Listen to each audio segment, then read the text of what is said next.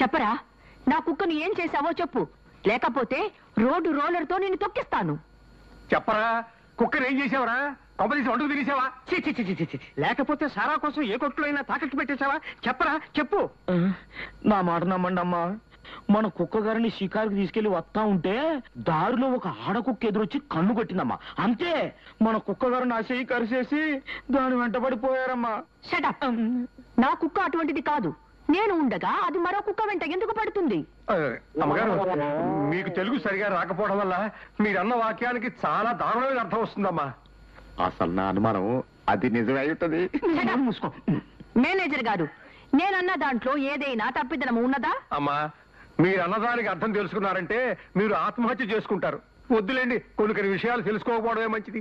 అదంతా నాకు అనవసరం. సాయంత్రంలోగా నా కుక్క నా దగ్గర ఉండవలేను, లేకపోతే డిస్మిస్ చేస్తారమ్మా? చెయ్యను. నిన్ను నా కుక్కలాగా పెంచుకుంటాను, నా కుక్క పనులన్నీ నీతో చేయించుకుంటాను. అమ్మో, కుక్కకు చాకరీ చేసేసరికి ఈ జీవితం మీద విరక్తి పుట్టింది. ఇక ఆ కుక్క చేసే పనులే చేస్తే అమ్మ బాబోయ్. అమ్మా, తమరి కుక్క ఎక్కడున్నా సరే వెతికి పట్టుకొస్తాను. That's good, go.